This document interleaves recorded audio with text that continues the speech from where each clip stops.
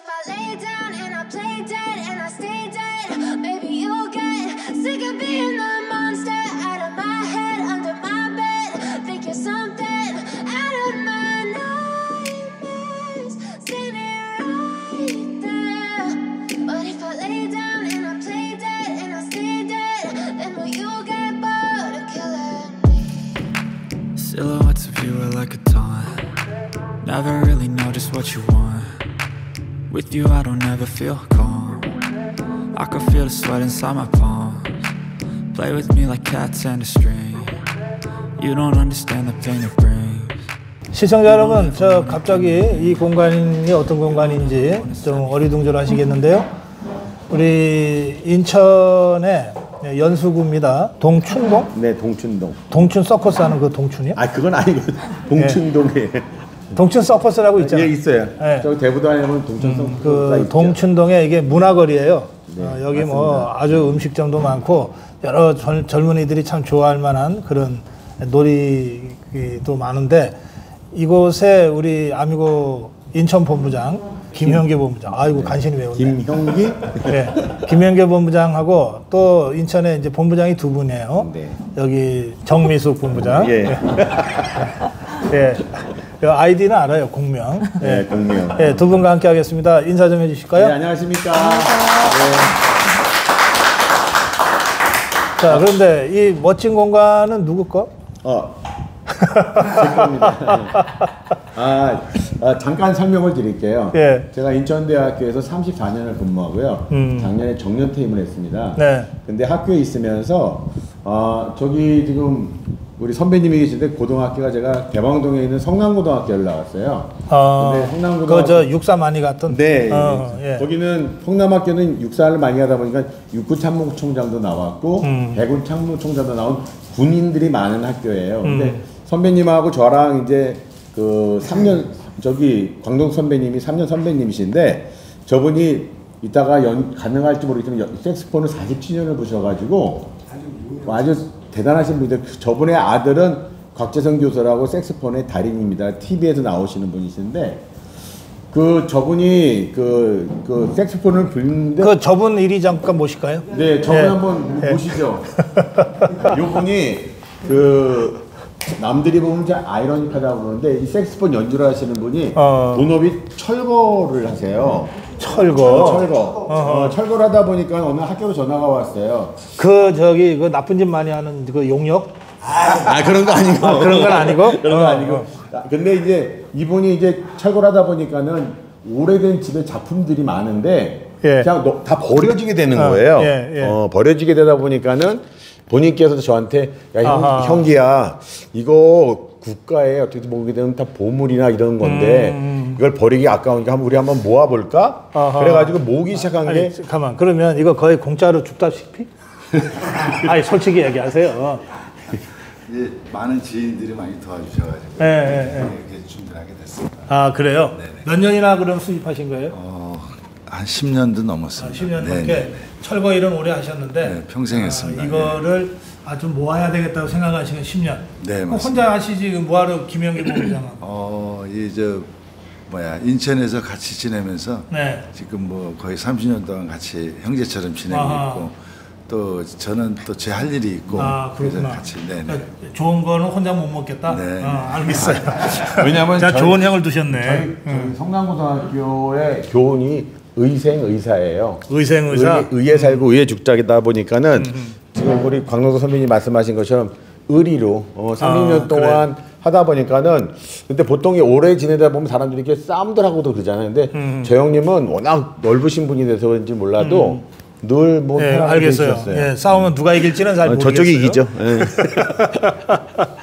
그러다 보니까 이렇게 이제 모아지게 됐는데, 이제 제가 작년에 이제 정년퇴임하면서 이제 창고 안에 있던 것들을 얘네들도 세상 밖으로 보여야 되지 않겠냐 그래가지고 이렇게 했는데, 지금 뭐 창고 안에도 이거보다 더 많은 작품들이 있어요. 그래, 알겠어요. 그 작품은 좀 이따가 한번 둘러보고요. 우리 오늘 인천의 두 본부장과 함께 하고 있는데, 그 인천의 본부장이 딱 두 분이에요.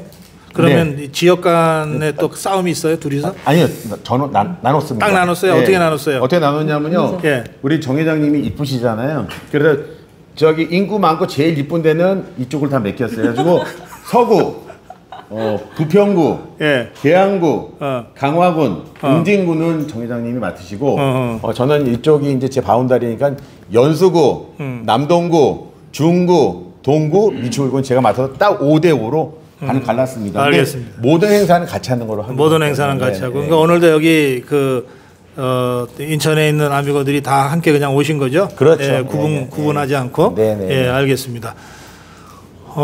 작품 보니까 어때요? 그냥 집어 가려고요. 그냥 집어가도 되는 곳이에요? 아니 뭐 이쁘신 정 회장님이시니까 뭐 집어 가시더라도 뭐. 아니 여기 다 가격은 붙여져 있죠. 네, 가격은 다 붙어져 있습니다. 그러면 이거 같이 좀 둘러볼게요. 여러분들 제가 저는 이 그림은 잘 모르는데 그래도 저도 한 10년 가까이 이렇게 좀 아직 컬렉터라고는 할 수 없고 그냥 마음에 드는 거를 몇 점 사본 경험이 있어요. 그래서 조금 둘러보면서 제 마음에 드는 게 있으면 오늘 좀 구입을 하려고 그럽니다. 아유, 감사합니다. 분명히 엄청 쌀 것 같아요. 이 미나 괜찮네. 네, 그 미나입니다. 이건 얼마예요? 저기 얼마에 그냥 가격 없이 그냥 내키는 대로 주시는 거예요? 아니 그래도 가격이라는 게 있습니다. 저가 아니라 우리 아미고 회원께서 오시니까 그러면 이렇게 좀 기준 가격이라는 게 있잖아요. 이건 얼마 정도예요? 10만 원. 이게 저기 170일에 450이니까 이거 판하네. 네, 판한. 그렇죠. 그럼 그 현대 작가가 하신 것 같으네. 네. 예. 네. 골동품은 아니다 이거죠. 예. 또 잠깐 둘러볼게요. 네. 이거는 자수인가요? 자수입니다. 자수가 아주 섬세하구나. 되게 섬세해요. 이거는 얼마쯤에요? 이거 50만 원. 네. 50만 원. 여기 보통 이게 갤러리 피라고 하는 게 있는데 직접 와서 주인한테 사면 좀 싸잖아요. 얼마까지 네, 싸게 해주실 거예요? 일로 오세요. 자꾸 멀리 가지 마시고 가격 얘기하니까 도망을 가시네. 예, 이게 이제 50만 원 붙어져 있어요. 네. 근데 이거 얼마까지 주실 수 있어요? 30만 원. 30만 원까지. 네. 그냥 부르는 게 값이네. 네. 야, 이 작품 괜찮아요. 이 작품 좋아요. 좋은데 이거는 그 원판이 아니라 이제 영인본이 돼가지고. 영인본이구나. 그것도 아세요? 영인본인지 아닌지? 그렇죠. 어. 왜냐면은 원판을 팔았다가 잘못되게 되면 영창 간답니다. 그렇지. 사기인데. 사기이기 때문에 이거는 이제 사전에 저걸 할 때 확실하게. 주전자 옆에는 제일 비싸고 이거요? 요거? 아니 이거는 못 열게 돼 있잖아요. 요 작은 그 컵. 요거는 언제 거예요? 요거 이제 그 1세대 작가라고요. 이것도 현대 작가군요. 네네. 예. 그래도 여기 아니. 저 위에 거. 요 병이 요게 비싼 겁니다. 요거. 그 위에 거. 이거는 보자. 원대네? 네. 원나라 때. 중국 제품이. 중국 거. 그럼 이건 얼마예요?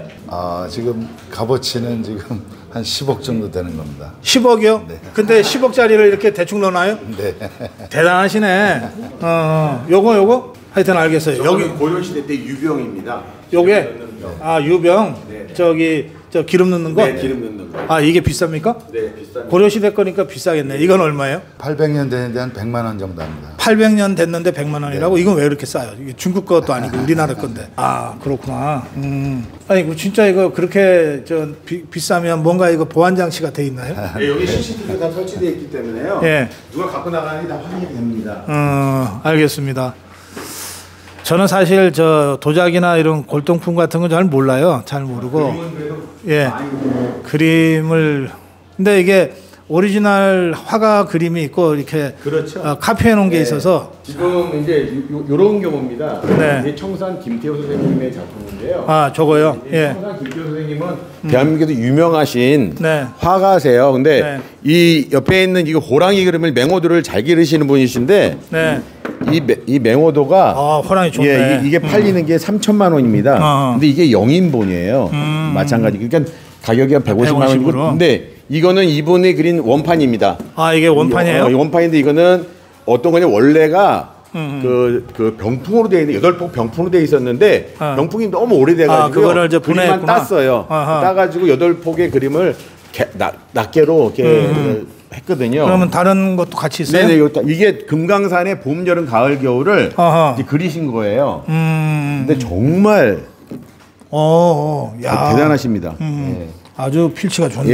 예. 이건 다 한 작품당 300만 원씩. 하나씩 300만 원씩. 예, 이건 이제 원판이군요. 예, 오리지널. 원판과 영인본의 차이가 이렇게 있는 거죠. 그렇죠, 당연히. 예, 알겠습니다. 우리 아미고 회원들께서 에게는 무척 싸게 드립니다. 저 김태호 청산 선생 거는 얼마까지 줘요? 300만 원 써놓고 나서. 300만 원 써놓고 나서. 저게 받을 가격은 아니잖아요.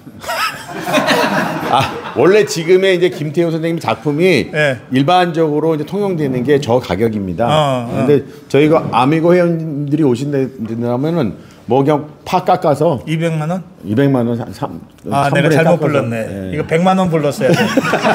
그래서 밀고 당기고 했어야 되는데. 이 작품 좋아요. 이게 유화인가요? 네, 유화입니다. 이건 오리지널이죠? 네, 오리지널입니다. 이게 작가가 근데 작가 명들이요. 고영덕, 경덕. 근데 이게 저희들이 이제 여기 그림은 있고 이름이 있는데요. 그 유명도에 대한 거는 인터넷으로 찾아봐야 되는데 그렇지. 그게 쉽지가 않더라고요. 이거 참 그림이 좋네요. 예. 그 인터넷에 나와 있습니다. 이 그림이 네. 누구라고요?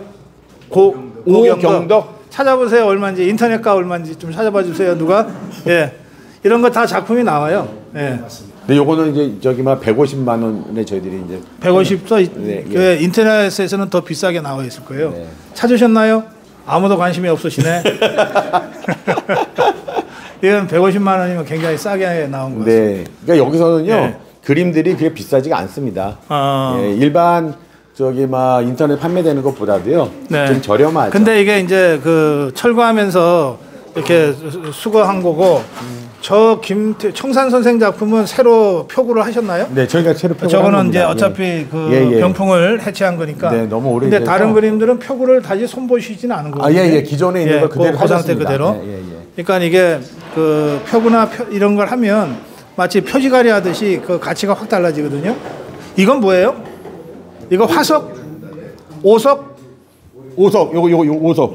이건 멋있네. 이거 돌이에요? 돌? 네, 돌입니다. 화석. 저거는. 요거 좀 꺼내 주실 수 있어요? 저거죠. 팔이 좀 아니, 요거. 그냥 저건 화석이에요, 화석. 저건 화석이죠. 네, 화석. 수림석.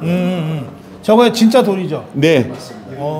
그러네. 저기 돌이 오랫동안 묻혀 있으면서 나무가 화석화된 그렇죠. 거예요. 그런데 저거는 저 암석 자체로도 가치가 있고 또 저게 형상이 괜찮네요. 네, 아주 괜찮아요. 봐서 아주 멋지네요. 네.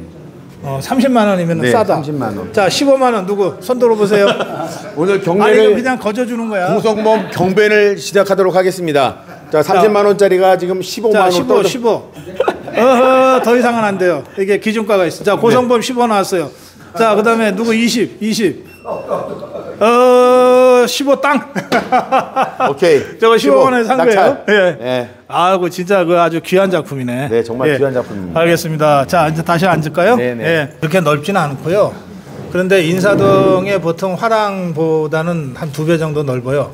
넓고 다닥다닥 붙어 있습니다. 그림이. 그러니까 시간 한 서너 시간은 내서 오셔야 작품을 그래도 대충이라도 보실 수 있는데 여기 에어컨이 잘 나오니까 여름에 어디 시원한 데 가지 마시고 여기 오세요. 여기 지하가 되고 되게 시원해요. 여기 갤러리 이름이 뭐예요? 예스. 갤러리 예스.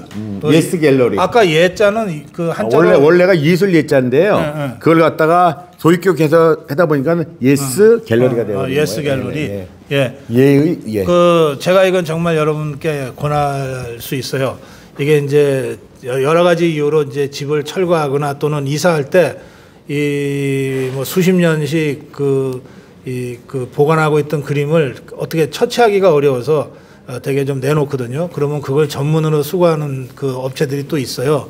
그런데 우리 아미고 회원께서는 한 40여 년 철거 작업하면서 그냥 무심히 봐 넘겼다가 한 10여 년 전부터 야 이거 이렇게 그 귀한 거를 그냥 버리기가 좀 그렇다 해서 모으기 시작하신 거고 네. 그거를 우리 김영기 본부장님하고 같이 손잡고 이렇게 멋진 그 화랑으로 만들어 내셨어요. 그래서 여기는 다 판매를 전제로 해서 이렇게 전시하고 있는데 워낙 많으니까 마치 저 골동품 가게처럼 이렇게 돼 있는데 그렇지 않아요. 작품 네. 하나하나를 가만히 보시면 그래서 저는 그림 말고는 사실 안목이 없어서 다른 거는 제가 별로 여쭙지를 못했는데 여러 가지 골동품들이 같이 있거든요. 또 외국의 그 일종의 인테리어 제품 같은 것들도 많이 있는데 그거 다른 가게보다 어쨌든 한 절반 이상은 쌀 겁니다. 제 짐작으로 그래요. 아까 그림 가격도 그렇고. 네. 저는 지금 제가 경매해 갖고서 제가 낙찰 받았습니다. 네. 30만 원짜리 15만 원에 시작해 갖고 네, 저거 15만 원에 아주 마음에 낙찰됐습니다. 듭니다. 예, 예. 예. 그러니까 그런 식으로 여러분들 오시면 저 아미고 회원입니다 그러면 그럼요.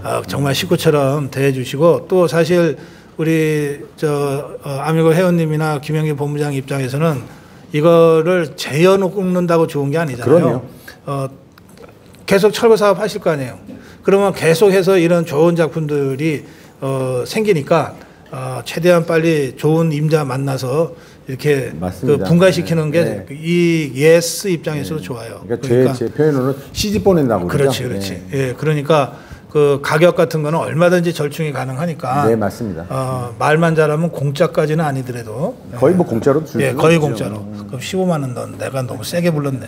아니야, 그냥 어디다가 뭐야, 15만 예, 여러분 우리 저 김영기 본부장 진짜 일 잘하실 것 같죠. 예, 이제 그 오랜 교수 생활 마치시고 뭔가 좀 진짜 좀 사회적으로 정치적으로 의미 있는 일을 준비하고 있던 차에 우리 아미고랑 만나신 거예요. 그래서 인천본부장을 맡아주셨어요. 우리 공명 정미숙 인천본부장과 두 분이 앞으로 인천을 전국에서 가장 그 활발하게 활동하고 움직이는 그런 아미고로 만드실 것을 제가 믿어 의심치 않습니다. 여러분 꼭 한 번씩 여기 시내 한 가운데죠, 그러니까. 네, 여기가요 연수구 중심가입니다. 예. 연수구 중심가인데요. 네. 이게 동춘동이고요. 그래서 동춘동 공영주차장에 주차를 해놓으시 걸어오시더라도 한 3분 정도밖에 안 돼요. 그리고 이제 제가 좀 여러 번 말씀드리고 싶은 건 뭐냐면은 제가 인천대학교에 있으면서 인천대학교를 국립대학으로 만들 때요. 인천 시민분들의 도움이 없었더라면 인천대학교 국립대학이 못 됐습니다. 그때 인천 시민분들한테 한 분 한 분 받은 그런 마음에 대해서 제가 이제 공직 생활을 하고 나와서 무엇으로 돌려드릴 수 있을까라고 생각을 하면서 만들었고 또 그리고 여기에 또 중요한 점은 뭐냐면은 우리 그 선배님이 색소폰을 47년을 불다 보니까는 여기서 이제 즉흥적 오신 분들이 연주를 부탁하시게 되면은 바로 연주를 해드리세요. 근데 연주 들으시는 분들이 전부 다 거의 기절을 합니다. 워낙 연주를 잘하시기 때문에 거기다가 요새 여성분들이 색소폰들을 이렇게 배우시는데 드무세요. 근데 우리 그 선배님의 애제자가 좀 그 실장님으로 여기 계시는데 아마 시간이 되신다면 한번 연주를 들어주시는 것도 어떨까? 그럼 여기서 뭐 연주 들을 때 뭐 차도 한 잔씩 주시는 거예요? 그렇죠. 당연히 저희 오게 되면은 차는 기본으로 드리는 거고 그리고 네. 다과도 뭐 마음껏 잡수시고 가져가시는 것에 대해서 뭐라고 안 해요. 네. 예. 그러니까는 예. 문화도 있고 그다음에 작품들도 있기 때문에 여러분들 정말 사랑방처럼 아무 때나 오셔서 즐기시고 말씀 나누시고 그런 공간이 됐으면 좋겠습니다. 아주 좋은 공간입니다. 저희 네. 저 아미고 모임도 여기서 가끔 했으면 좋겠다 싶고요. 네. 여러분도 올여름에 멀리 가시기 어려운 사정들이 있잖아요. 당일치기 피서로 참 좋겠습니다. 여기 오셔서 시원하게 문화 속에서 푹 빠져가지고 그림도 좋고 또 색소폰 연주도 네, 한번 들어보시죠. 여러분들 저 재수가 좋으면 색소폰 연주도 공짜로 들으신다 하니까 그리고 차는 기본으로 주신다니까 여러분들 예스 갤러리 꼭 한 번씩 와보시기 바랍니다. 고맙습니다. 네, 감사합니다. 저도 뭐 다 아시다시피 요즘 뭐 계답니다. 뭐 그냥 계속 그냥 엄청나게 많이 그 혼동되게 지금 많이 하잖아요. 뭐 어떤 처벌 같은 걸 받아본 사람이 아무도 없어요. 그리고 계속적으로 지금 뭐 후쿠시마고 오염수 때문에 지금 문제가 심각하잖아요. 그것도 지나가면 아무런 문제가 없어요. 앞으로 이런 일이 없도록 좀 뭐 법제화할 수 있는, 앞으로 좀 그런 거를 좀 만들 수 있는 그런 방안이 있는지 좀 여쭤보고 싶습니다. 유언비어를 유포하는 행위는 현재로도 법적으로 처벌이 됩니다. 네. 네, 되는데 이게 이제 괴담이라는 거가 유언비어라고 확정적으로 사법적으로 이 처리를 하려면 이게 괴담이라는 것을 입증을 해야 돼요. 그리고 이것을 사람들을 속여서 사회를 불안하게 만들기 위한 목적으로 한다라고 하는 식으로 그걸 규정을 해야 되거든요. 그래서 이 괴담이라고 하는 것들을 처벌하기가 참 쉽지가 않습니다. 법적으로는 처벌하기가 쉽지 않은데, 그런데 이 괴담이 우리 사회에 미치는 악영향이 너무나 크기 때문에 저는 어떤 형태로든 괴담 처벌법을 만들어야 된다고 생각해요. 그리고 이제 이렇게 되면 엄청난 법적 이제 싸움이 예상이 되는데, 뭐 좌파들은 괴담으로 재미 본 세력이니까 어떤 경우에도 이게 표현의 자유다 이러면서 괴담을 처벌하는 법을 아예 원천 저지하려고 할 거예요. 저는 그 싸움을 벌여야 된다고 생각해요. 그러니까 설사 지금 현재는 머릿수에 밀려서 법을 통과시키지 못하더라도 괴담이라고 하는 게 아니면 말고식으로 한번 해보고 처벌도 없더라 라고 자꾸 넘어가면 괴담을 계속해서 유포해서 조금이라도 일시적으로라도 재미 보겠다는 자들이 계속 생기게 돼 있거든. 그리고 이거는 그냥 그 무정형의 그 대중이 하는 게 아니라 최근 간첩단 사건을 통해서 북한이 그 전략적으로 의도적으로 괴담을 유포하라고 지령을 내리고 있는 거가 여러 번 확인이 됐단 말이에요. 그러니까 이거는 명백하게 대한민국을 혼란시키고 체제를 전복하기 위한 목적으로 이것들이 괴담을 악용하고 있는 거니까 이 부분에 대해서는 엄정한 사법 처리가 필요하다 이렇게 말씀을 드리고, 비록 지금 국회 의석수 때문에 괴담 처벌법이 통과가 안 되더라도 이게 논쟁이 붙으면 붙을수록 우리한테 좋아요.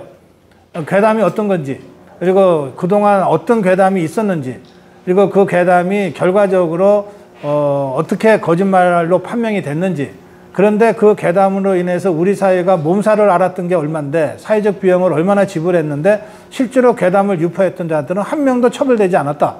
이를테면은 광우병 괴담 퍼뜨린 자들이 지금 처벌된 자가 한 명도 없단 말이에요. 세월호 괴담, 천안함 괴담, 박근혜 대통령 7시간 관련 괴담, 이거 유포했던 자들은 다 재미 보고 튀었어요. 그리고 아무도 처벌받지 않으니까 계속해서 이 짓들을 하는 거거든. 그래서 이 부분에 대해서는 이 입법 과정을 통해서 국민들한테 이것을 왜 근절시켜야 되는 건지를 알리는 것만 하더라도 굉장히 효과가 있다고 생각해요. 그리고 제가 이제 부정선거 관련해서 말씀드릴 때 가끔씩 드리는 말씀인데, 타초경사 전략이라는 게 있어요. 뭐냐면 우리가 이제 어릴 때 시골에 살면 논바닥이나 논두렁길이나 이렇게 산길 걸을 때 늘 어르신들이 지팡이 하나 꼭 짚고 다녀라, 툭툭 치면서 다니라 그러잖아요. 그걸로 뱀 때려잡겠다는 게 아니고 뱀이 숨어 있다가 놀라서 도망가게 만드는 효과가 있어요. 그러니까 괴담을 처벌하겠다고 하는 사회적 공론이 전개가 되면 이제 괴담을 가지고 재미 보려고 준비하고 있던 자들도 처벌받을까 봐 겁이 나서 함부로 못해요. 이게 이제 부정선거 때 그런 효과를 우리가 거뒀어요. 부정선거와 관련해서 우리 자유우파가 지속적으로 문제를 제기하니까 부정선거 하려고 계획하고 있던 자들도 포기한 것들이 꽤 많이 있어요. 그렇게 해서 일부 부정선거는 있었지만 이 2020년처럼 대량으로 부정선거가 없었기 때문에 우리가 어쨌든 이긴 거거든.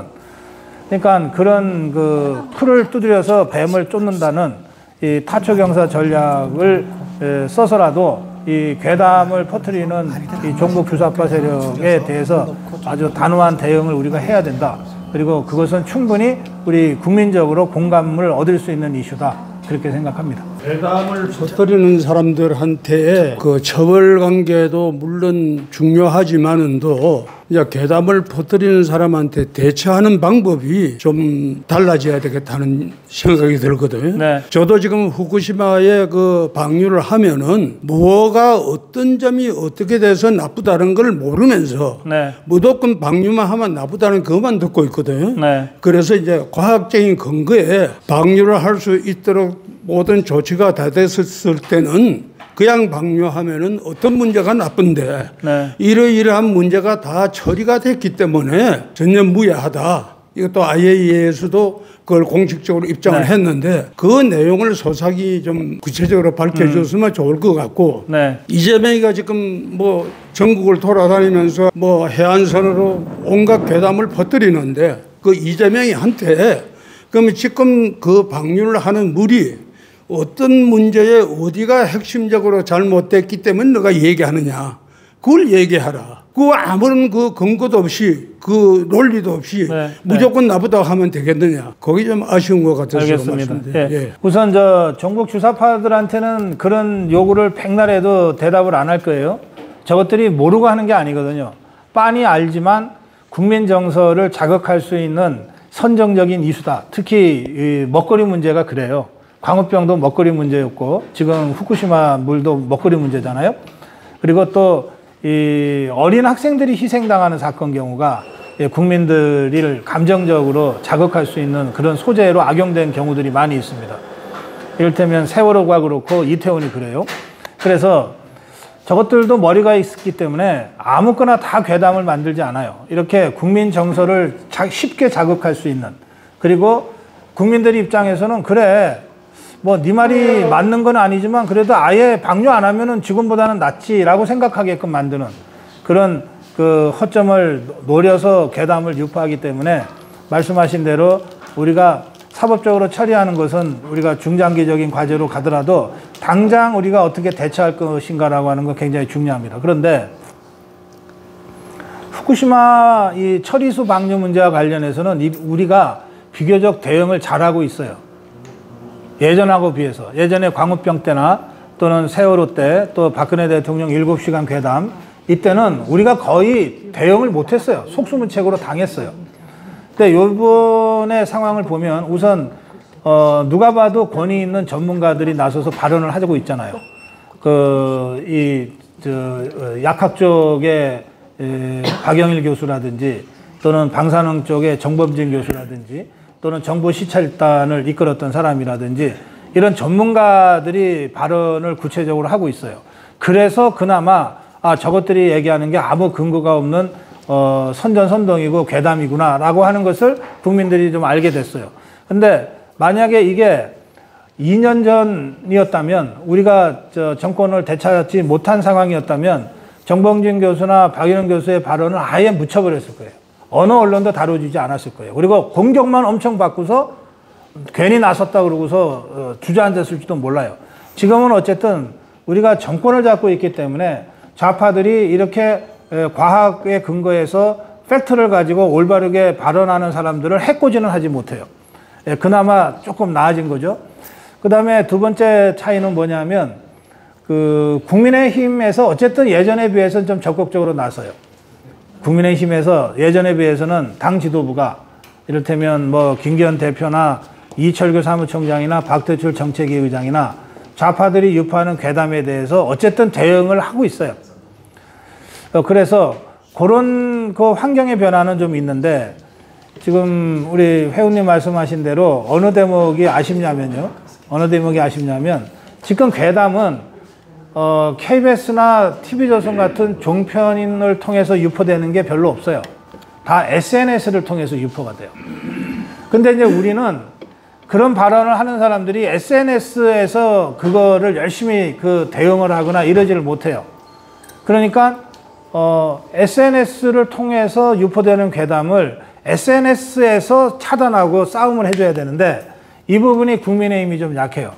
그리고 정범진 교수나 박일영 교수 같은 전문가들도 이 사람들이 SNS까지 가서 좌파랑 막 싸움하면서 해주기를 우리가 바라는 거는 지나친 기대죠. 저쪽은 이 괴담을 만들어내면 이걸 유포하는 좌파 조직들이 쫙 있어가지고 마치 우리 우파 공격할 때 좌표 찍게 하듯이 괴담 퍼뜨리는 그 포인트들이 있단 말이에요. 그런데 우리는 아직 그 부분에 대해서는 적극적 대응할 체계가 안 돼 있어요. 그럼 이걸 누가 해야 되냐? 이걸 고성국 TV가 할 수는 없잖아요. 이걸 해야 되는 게 당이에요. 당에 그 무슨 책임당원이 84만이라며. 그리고 당원이 무슨 300만 명인가 된다고 그러던데?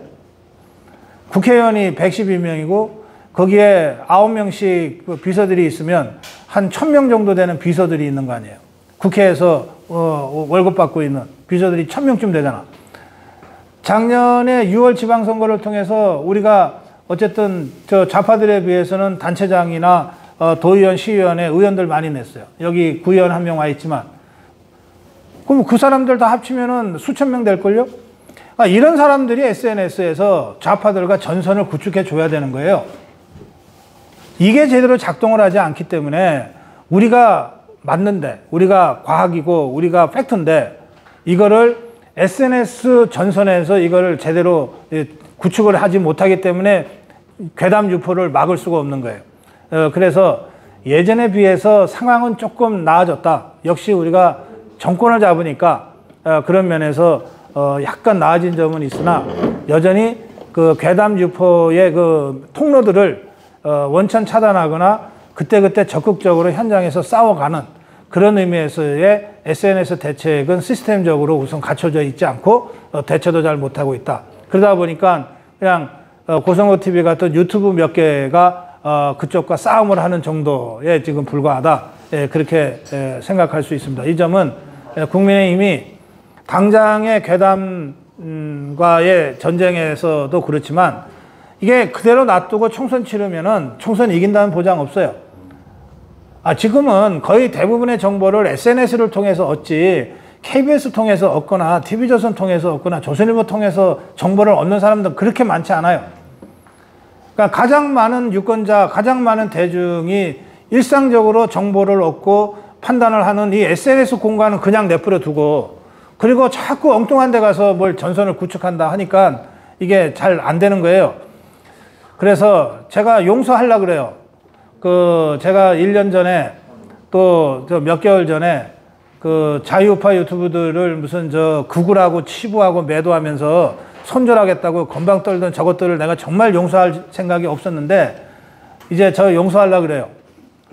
오직 답답해서 그랬겠냐. 용서할 테니까 좀 손잡고 하자. 근데 국민의힘한테 김기현이한테 얘기합니다.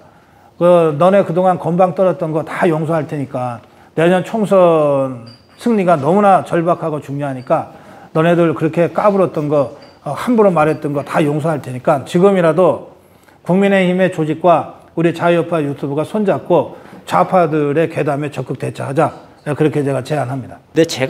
근데 제일 허전한 게 이 부정선거에 대해서 그것도 조금 이슈화를 조금 해주시는 게 그래요. 예. 좋은 방법 아닌가 싶어서 말씀드립니다. 아니 이 부정선거 갖고 싸우신 분들의 공은 뭐 아무리 강조해도 지나치지 않죠. 예. 아까 제가 이 타초경사 전략까지 말씀을 드렸으니까 그리고 2020년 총선 그 패배 직후에 그 민경욱을 비롯해서 여러 사람이 부정선거 문제를 제기했을 때 저희가 그걸 외면한 적이 없어요. 당장 민경욱부터 저희 방송에 나와서 왜 부정선거인지를 조목조목 설명할 수 있는 시간을 충분히 드렸고, 예, 그렇습니다. 그래서 그 부정선거를 이슈로 갖고 있는 분들은 세상에 이거만큼 중요한 이슈가 없어. 그렇죠? 예. 이거 바로잡지 못하면 백날 선거 잘해봤자 저라고 생각하시죠. 그래서 모든 걸 부정선거 이슈로 끌어들이려고 그래요. 그리고 실제로 그렇게 다뤄주지 않으면 안 다룬다고 섭섭해하세요. 예. 그 심정을 제가 100분 이해합니다. 정말 고생들 많이 하셨어요. 그런데 작년 6월 지방선거도 부정선거였나요? 그 주장 별로 안 하시죠? 자, 정권이 바뀌었어요. 정권이 바뀌었기 때문에 부정선거를 저것들이 감히 못하는 거예요. 그래서 저는 이 정권이 바뀌었다고 하는 문제를 너무 쉽게 생각하시는 것 같아서 제가 그 점은 꼭 말씀드릴게요. 부정선거는 더불어민주당의 당원 누구가 또는 후보 캠프에 있는 누구가 깔짝깔짝하는 식으로 할 수는 있어요. 그럼 그래봤자 그거 별로 대세에 영향을 못 줍니다. 지금 부정선거 이슈를 제기하고 있는 분들처럼 대규모로 이게 부정선거가 이루어져서 우리가 진 거 아니에요. 그러려면 선관위가 전부는 아닐지 몰라도 선관위의 상당 부분이 그 조직적으로 또 행안부의 선거관리 부서가 조직적으로 이거를 기획하고 결합하지 않으면 그런 대규모 부정선거가 이루어질 수가 없는 거예요. 근데 정권이 바뀌었다는 뜻은 뭐냐면 행안부나 선관위가 그런 부정선거를 하기 어렵게 됐다는 뜻이에요. 그리고 특히 지금 선관위를 전면적으로 지금 수사, 감사하고 수사를 지금 하기로 돼 있잖아요. 그 수사에는 처음에는 뭐 특혜, 뭐 아빠 찬스 이거였지만 지금은 부정선거 의혹까지 다 수사하는 걸로 수사가 확대되고 있잖아요. 그렇게 해서 드러나는 부분은 도려낼 겁니다. 그렇게 되면 행안부나 이 행안부의 그러니까 선거관리 주무부서인 행안부나 선거를 직접 관리하는 선관위가 부정선거를 다시 저지를 가능성은 현저하게 낮아진다고 봐야죠. 그렇다고 해서 100% 없다고 우리가 확신할 수는 없는 것이고요. 이제 그런 정권이 바뀐 이후에 윤석열 정부가 선거관리 실무를 하는 이 상황에서의 부정선거 문제를 어떻게 다룰 거냐라고 하는 것과 정권을 좌파들이 갖고 있었을 때 정말 좌파 전체가 달려들어서 부정선거를 자행했었던 때의 2020년 상황과 똑같은 게 아니라는 거예요. 그래서 부정선거 이슈를 지금도 주장하시는 분들은 이 점을 명확하게 구별해서 말씀하셔야 돼요. 2020년에 저질러졌던 부정선거에 대해서는 지금이라도 정확하게 실체를 규명하고 사법 처리해야 된다. 책임을 물어야 된다. 이 주장과 그리고 그때 불이익을 받은 사람들에 대해서는 보상해야 된다. 이 주장과 지금도 부정선거 할 거니까 그거 우리가 조심해야 돼라고 하는 주장은 차원을 달리해서 해야 된다는 겁니다. 그리고 저는 다가올 총선의 부정선거 이슈를 어떻게 원천 봉쇄할 거냐, 2027년 대선의 부정선거 가능성을 어떻게 원천 봉쇄할 거냐에 더 많은 관심을 갖고 있습니다. 그리고 그런 관심을 갖고 있기 때문에 이번 선관위 수사 과정을 계속 지켜보고 있고, 그 다음에 단순한 아빠 찬스 수준이 아니라 부정선거 의혹, 또 부정선거가 있을 수도 있는 부분에 대한 강력한 수사가 필요하다고 계속 촉구하고 있고, 그 다음에 오상정 단장이 이번에 국회에다가 사전투표 폐지하고 전자개표 폐지하는 그 국민 민원을 5만 명 서명을 달성해서 국회에다 올렸잖아요. 이것은 국회의 소관 상임위가 행안위거든요. 행안위에서 의무적으로 이 문제를 어쨌든 다루게 돼 있어요. 이제 그 과정. 그래서 저희가 고성고 TV에서 며칠 동안 그 부분을 열심히 알려서 다행히 5만 명이 됐어요. 그러니까 그런 방식으로 법제도 개선이라든지 또는 공명선거 캠페인, 부정선거 방지 공명선거 캠페인, 더 나아가서 투표 참여 캠페인까지 이 흐름을 가지고 가야 되거든요. 그게 내년 총선에 대비하는 이 부방대의 역할이라고 저는 생각해요. 그리고 2020년에 있었던 부정선거 그리고 그것에 대한 책임자 처벌은 사법적으로 따져야지 지금 우리가 고함 친다고 해서 해결된 문제는 하나도 없어요. 그러니까 그것과 관련된 사법 처리는 그동안 김명수 대법원이 다 깔아뭉갰어. 시간 질질 끌고 깔아뭉갰어요. 그러니까 이 부분도 김명수가 이제 그만두게 되면 대법원 전체가 바뀌잖아요. 그러면서 새롭게 대법원이 깔아뭉갰던 부분까지 사법적으로 다시 드러내서 하나하나 처벌해 나가는 과정을 밟아야 돼요. 이게 여러분들의 주관적 열망만으로 해결될 수 있는 문제는 없다. 그 점을 제가 말씀드립니다. 저한테 섭섭해 하시는 건 얼마든지 좋은데 뭘 알고 섭섭해 하셔라. 내가 고성국 TV가 부정선거에 대해서 어떤 입장을 가지고 그동안 해왔고 지금 하고 있는지에 대해서 정확하게 이해를 하시고, 그리고 나서 그 부분이 그럼에도 불구하고 아쉽다, 잘못됐다 이렇게 문제 제기하시면 제가 얼마든지 경청하겠습니다. 그래서 옛날식으로 수개표만이 정확한 게 없다 이거죠. 예, 그래요. 그래서 저도 전자개표는 폐지해야 된다고 생각해요. 그리고 그런 그 기술적인 문제뿐만 아니라 이게 이제 투표라고 하는 게 우리 유권자들의 한 표 한 표가 모아진 거잖아요. 전자개표를 도입할 때 그 여야가 합의해서 도입했는데요. 그때 이 국회의원들이 생각이 짧았어요. 뭐냐면 몇 시간 빨리 알자 그거예요. 전자개표 하는 이유가 다른 게 없어요. 결과를 몇 시간이라도 빨리 알려주자는 거예요. 그래서 이게 뭐 얘기가 조금 엿길로 나갑니다만 이 방송사들이 말이죠. 선거를 대비하면서 1년 전부터 선거 방송을 준비합니다. 1년 전부터 준비합니다. 그거 왜 하는지 아세요? 출구조사 발표하려고 해요. 출구조사 발표하려고. 그러면 사전투표는 8시까지 하고 본투표는 6시에 끝나죠. 그러면 6시 땡 쳤을 때 이제 개표는 아직 안 됐으니까 알 수가 없잖아요. 근데 그 6시 땡 쳤을 때 방송사들이 출구조사라고 빵 하고 낸단 말이에요. 그거 하려고 1년간 수백억의 돈을 투자해서 이걸 해요. 저는 이거 다 쓸데없는 짓이라고 생각합니다. 그거는 불과 몇 시간 있으면 다 알 것을 이것들이 이벤트처럼 하는 거예요. 선거와 관련해서 그거밖에는 할 이벤트가 없는지 그 짓을 한다고요. 수백억씩 들여가면서. 그래서 1년 동안 저도 그 KBS 선거방송 그 준비위원회 위원이 돼가지고 그걸 1년간 그 위원 활동을 했어요. 그거 어떻게 하는지 아세요? 4시 반 5시쯤에 출구조사 한 결과가 모여져.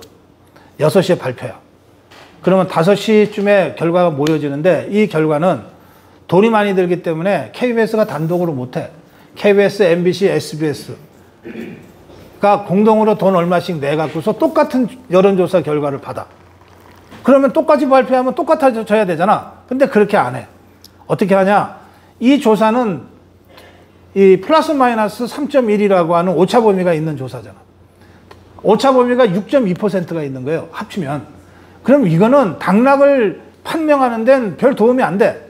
그러니까 이걸 마지막에 야, 그런데 여기에 나온 수치가 과연 이 자유파표가 더 많이 숨어 있을까? 그런 좌파표가 더 많이 숨어 있을까? 이거를 예측을 해야 되는 거야. 예측을 해서 가중치를 둬요. 이 가중치를 두는 전문가가 저 같은 사람이에요.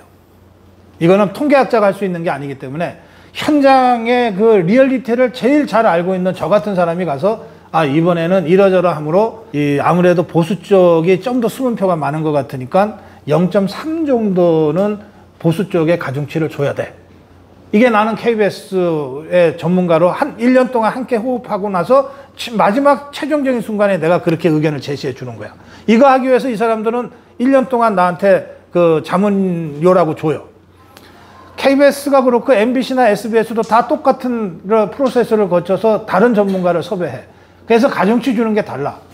로 데이터는 같은데 발표할 때 보면은 예상 의석수가 다 다르잖아요. 이걸 하는 거예요. 근데 이것도 따지고 보면 불과 서너 시간 후면 다 판명될 것을 이 짓을 하는 거야. 사전투표를 수개표로 하지 않고 전자개표로 하는 것도 똑같은 거예요. 몇 시간 더 알리기 위해서. 그런데 미국은 이렇게 안 한다고. 우리보다 훨씬 넓고 인구가 많은데 수개표 고집해요. 왜? 유권자의 표는 소중하다. 소중하기 때문에 한 표 한 표 우리가 정성 들여서 직접 해야 된다. 그러니까 나름의 철학과 원칙이 있는 거예요. 수개표를 고집하는 데는 미국이 컴퓨터 시스템이 우리보다 못해서 이게 전자개표를 도입 안 하는 게 아니라고요. 근데 그러다 보니까 전자개표를 도입했다가 엉터리 선거가 돼서 선거 자체가 무효가 된 다른 나라도 있고 그러잖아요. 그래서 말씀하신 대로 우리는 이 전자개표를 폐기하고 수개표로 다시 돌아가자. 이게 철학적으로도 맞고 원칙적으로도 맞고 기술적으로도 맞다. 이렇게 주장하는 겁니다. 예, 제가 다른 주장하는 것이 아니고, 근데 이거를 설득력 있게 국민들을 설명을 해야 돼요. 국민들한테 설득력 있게 해야 된다니까요. 예, 그냥 대충 구호만 계속 외치는 걸로는 이게 어떤 과정에서 벌어지는지도 잘 모르는 대다수 국민들을 설득할 수가 없으니까 예, 그런 겁니다. 예, 예, 계양구 심경구입니다. 지금 국가보안법이 작동하고 있습니까? 그 법 중에는 이제 사문화된 법이라고 하는 게 있어요. 법원이 있는데 거의 작동이 안 되는 법. 국가보안법도 그 사문화된 법 중에 하나인데 근데 이 사문화 시킨 집단이 있어요. 그 종북 주사파 집단이 사문화 시켰고 문재인 정권이 사문화 시켰어요. 그래서 윤석열 정부 들어서 이 사문화된 국가보안법을 다시 지금 끄집어내서 먼지 털고 다시 작동시키고 있는 중이에요.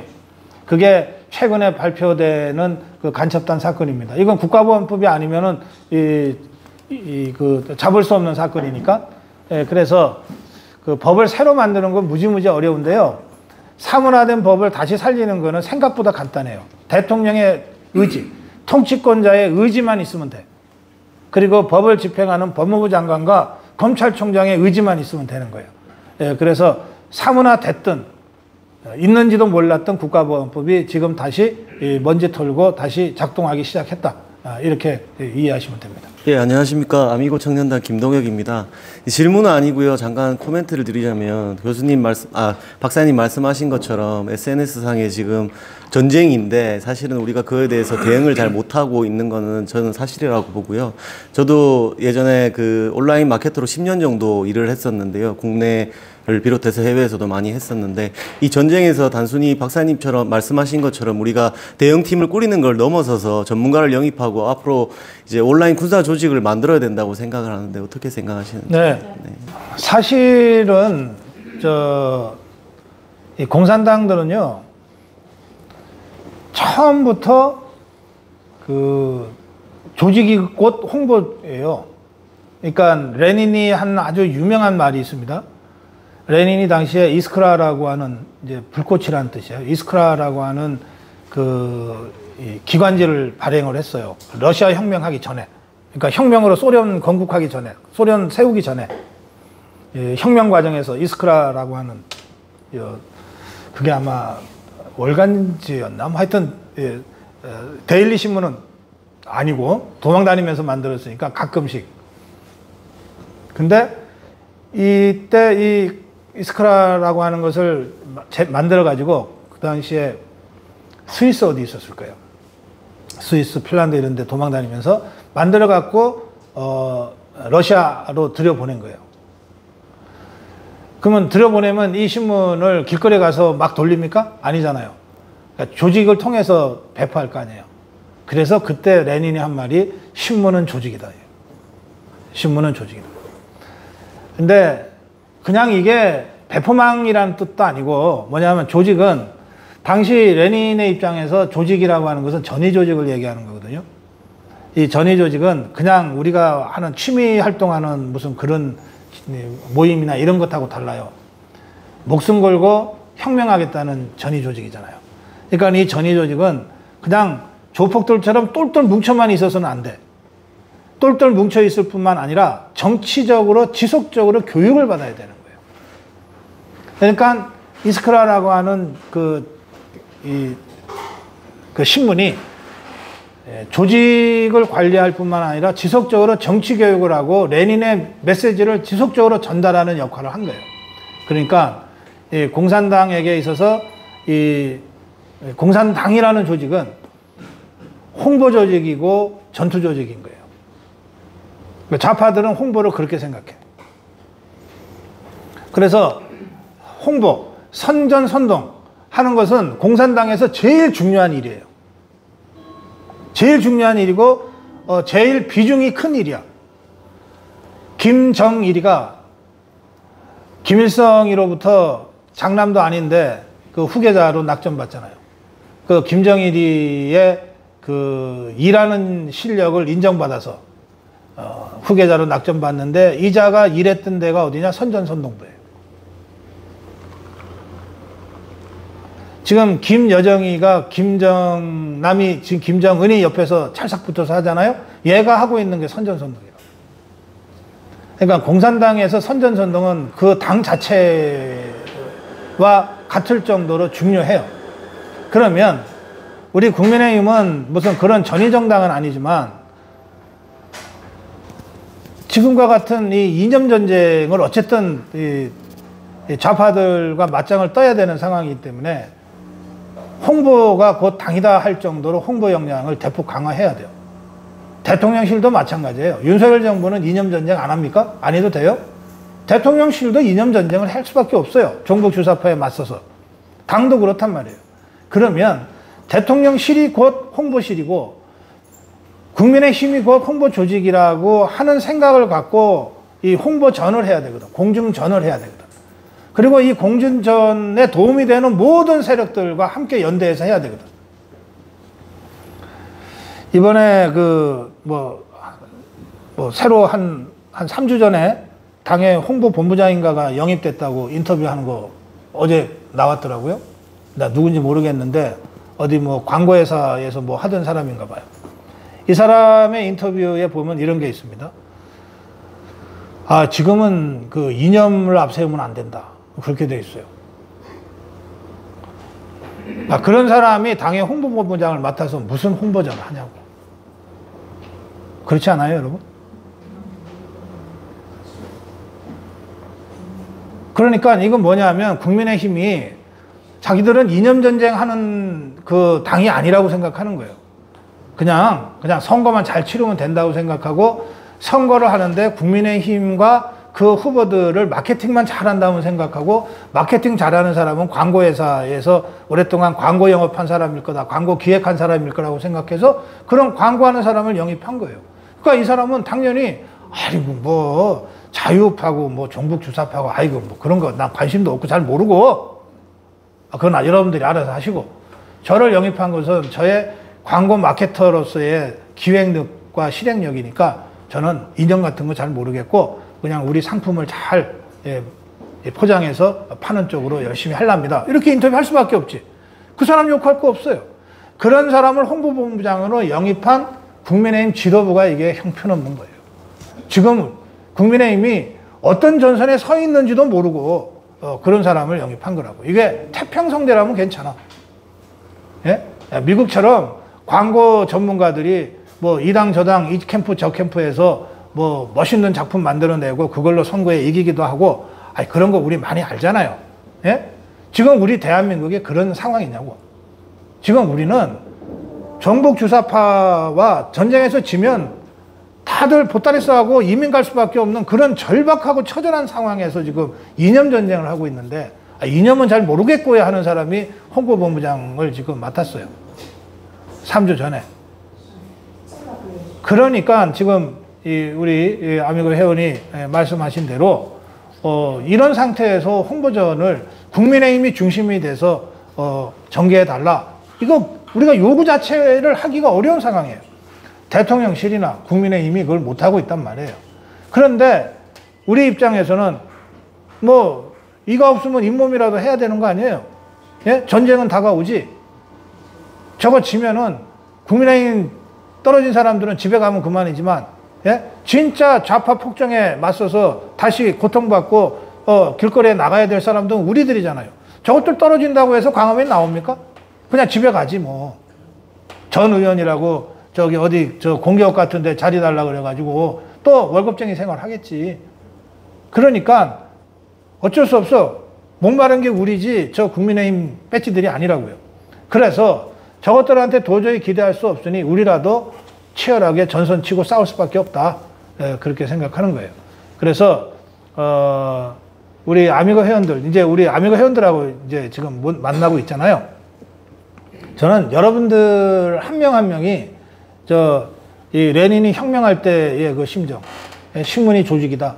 이런 심정으로 고티비가 조직이다.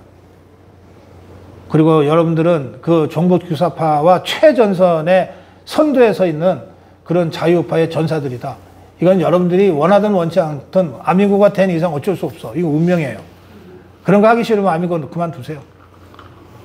그런 절박한 심정으로 여러분들 한 명 한 명이 이 좌파와의 이념 전쟁에 나설 수밖에 없다. 이게 우리 현실이다. 제가 그 말씀 드립니다.